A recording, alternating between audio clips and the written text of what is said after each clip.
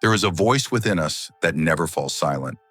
It comments, compares, fears, plans.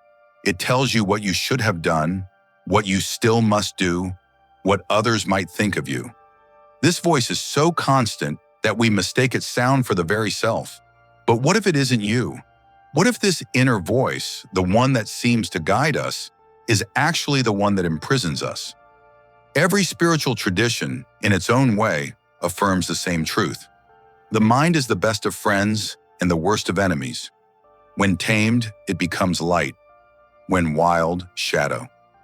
This video explores the intimate mirror between mind, ego, and freedom, the silent battle that happens within each of us, a struggle as old as consciousness itself.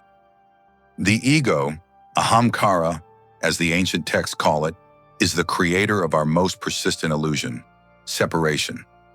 It is the narrator who believes itself to be the author. It says, I think, I want, I suffer, I control. But none of this is truly I. According to the Bhagavad Gita, confused by the false ego, the soul considers itself the doer of activities that are in fact carried out by material nature. The ego is a reflection, not a source. It is the shadow that believes itself to be light. It is the wave that has forgotten it is ocean. Created by thought and memory, the ego is a self that lives always in time, trapped between the past that shapes it and the future that frightens it. This is why it is never present, and what is never present is never real. The ego exists only as a story we tell ourselves, a narrative constructed from fragments of experience, judgment, and identification. The ego feeds on comparison, control, and lack. It needs stories to exist, stories of victories, defeats, importance, identity. It thrives on drama, on distinction, on the constant reinforcement that I am separate from you, that mine is different from yours. But in the silence of the observing mind, it dissolves like mist in the sun, revealing the illusion of boundaries, ever imaginary. Meister Eckhart said, "For God to speak to the soul, it must be at rest and in silence." The ego is the noise that prevents listening. It is the static between stations, the interference that keeps us from hearing the deeper frequencies of existence. Freedom begins when we recognize noise as noise, not as voice. Taming the mind is more difficult than restraining the wind, say the Vedic scriptures. It is like a fish out of water, leaping and thrashing, restless, unpredictable, hungry for stimulation. The mind jumps from past to future, from desire to fear, from one object to another, never satisfied, never still. And yet, it is the very vehicle of the soul. The sage compares the body to a chariot. The senses are the horses, the mind is the reins, intelligence is the driver, and the self is the passenger. When the mind takes command, the chariot is lost. When intelligence guides, the path reveals itself. The question is not whether the horses will run, they will, but who holds the reins. The rational mind analyzes, calculates, plans. The emotional mind desires, fears, loves, suffers. And between the two, we live in conflict, reason against passion, discipline against impulse. We are torn between what we know we should do and what we feel compelled to do, between long-term wisdom and immediate gratification. Erasmus of Rotterdam joked that Jupiter gave us far more passion than reason, 24 times more. Perhaps that's why thoughts rarely obey. They arrive unbidden, multiply without permission, and refuse to leave when asked. The mind left to itself becomes a tyrant, demanding, judgmental, never at peace. But the goal is not to suppress them. Suppressing the mind is fighting the wind. True mastery begins when we let the wind pass and observe it in silence. We become like the mountain that watches the storm, unmoved by the chaos swirling around it. These mental modifications, says Patanjali, are restrained through practice and detachment. It's not about force, but about non-identification. The mind becomes agitated, but there is something in you that sees it. That something is the beginning of freedom. It is the space in which thoughts arise and dissolve, the background against which all mental activity occurs. Know thyself, said Socrates. But this knowledge is not intellectual, it is existential. To know oneself is to perceive what in us observes thought itself. It is to recognize the witness that stands apart from the witnessed, the consciousness that illuminates all experience without being touched by it. In the Yoga Sutras, this observer is called Drashtu, the seer. It does not think, judge, or react. It simply sees. It is the eye that remains when all thoughts cease, the awareness that persists when the mind finally quiets. This is the true self, unchanging and eternal, beyond the flux of mental phenomena. Eckhart would call it the divine spark. Taoism would call it non-action, the state of presence where action flows without effort, without resistance, without the interference of the calculating ego. In Zen, it is the moment when archer and arrow become one, and the target disappears. There is only the action itself, perfect and complete.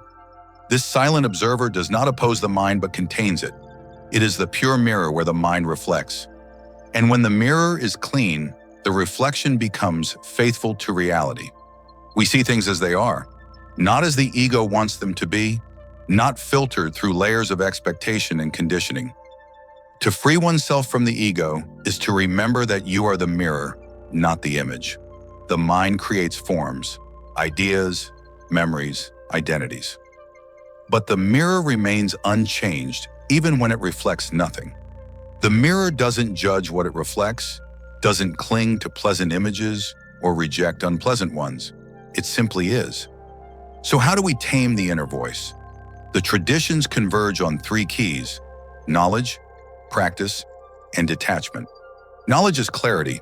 It is knowing how to distinguish what is mine from what is being.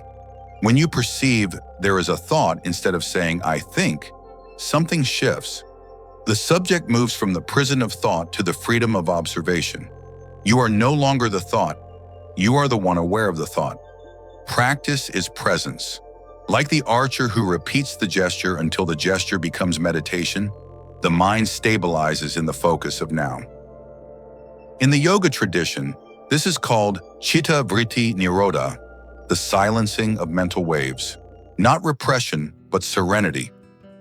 Not violence against the mind, but a gentle, persistent return to the present moment, again and again. Detachment is the point where effort disappears. The Tao calls this Wu Wei, acting without acting, letting the river flow. Krishnamurti said, when the observer and the observed are one, there is silence.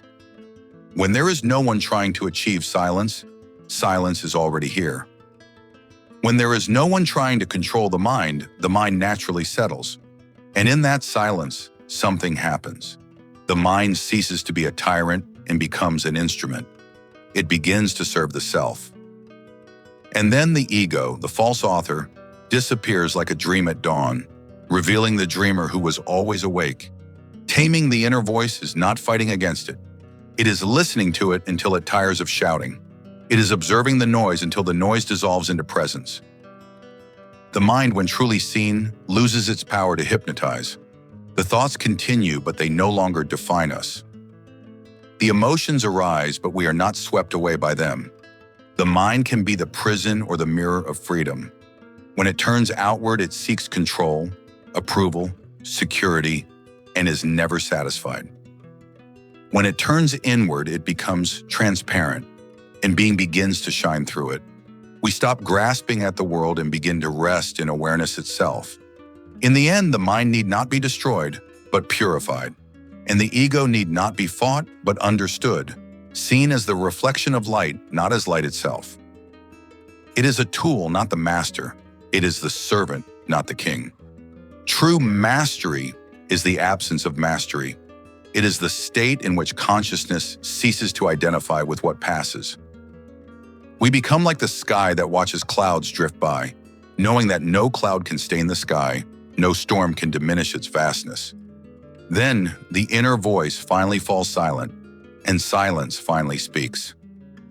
In that silence, there is more wisdom than in 1,000 words, more truth than in a lifetime of thinking.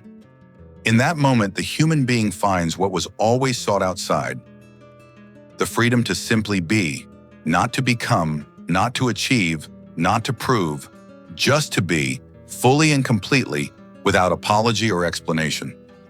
Perhaps this is why the sages always end in silence, because silence is the way the universe reminds us that the mind is merely the reflection, and we are the mirror. In that recognition, the search ends, and life finally begins.